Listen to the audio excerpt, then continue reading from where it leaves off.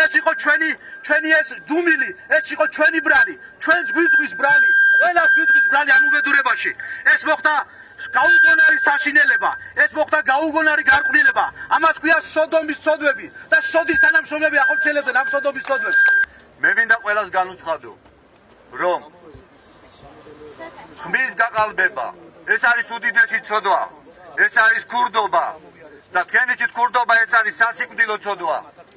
თქვენიცით რომ როდესაც ადამიანი რაღაცას იპარავს და მას უნდა რომ ეს შეინანოს, სახარებაში სერია რომ ის ჯერ უნდა მივიდეს, უნდა გადაიხადოს ის სარწმეული და ამის შემდეგ უნდა შეენდოს მას ესა თუ ის ცოდვები.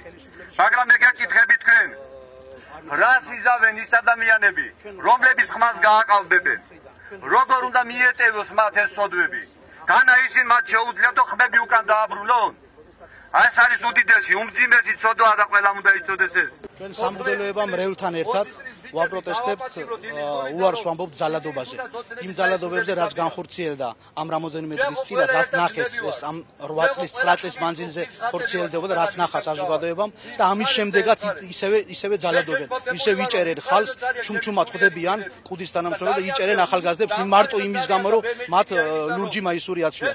ისევა რომ მე მგონია გული დამარტყავდა ისე გამწარებული, მაგრამ ეს პატიმრები იარას მოიშუშევენ, მაგრამ იმ სულს ვერ გაამთლიანებენ თუ არ მოინანიეს სიმბოლოტმა ხალხი. იზური უფრო ცოდვები არიან დედა. საერთოდ არ მძინებია. არაფრით არ შეიძლებოდა ამ ამბის შემდეგ ნებისმიერ დედას ლბალიშზე დაედო თავი და დაეძინა. და ვერანაირი სახელი ვერ დავარქვი მე მაგათ.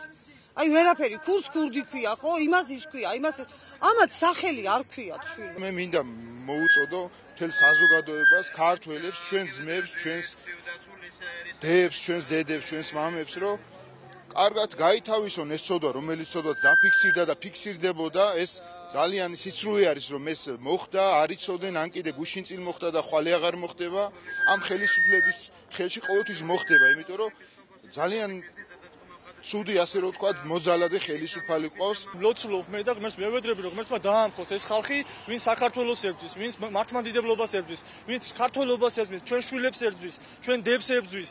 აი ეს ხალხი დაამხოს ღმერთმა და მოიყვანოს ქრისტეს მოყვარე ხელისუფლება, მოიყვანოს ქრისტეს მოყვარე ხალხი, რომელსაც ეყარება თავისი სამშობლო და როგორც ჩვენი წინაპარი, ჩვენი დავით აღმაშენებელი, ჩვენი თამარ მეფე, როგორც იღწოდნენ თავისი ქართველობა, თავისი სარწმუნოება, თავისი ეკლესია ყოფილიყო სულიერებით და მაღლა, ხო, აი ესე ყოფილიყო ჩვენი სამშობლო საქართველო. დღეს არის ჯვართამაღლების დღესასწაული და აი დღევანდელ დღესასწაულთან აღსანიშნავად მინდა ვთქვა ის, რომ აი კონსტანტინე დიდმა როგორც დაამხო ის ურჯულო ხალხი, რომელმაც ჯვრის აი ესე დაემხოს ღმერთმა და ცხოველსოფლმა ჯვარმა დაამხოს ყველა ის ხალხი, რომელიც აი ამ ურჯულოებას ჩადიან და აი ამ სადისტობას. ღმერთმა დალოცოს ჩვენი საქართველო და ყველა მართლმადიდებლობა.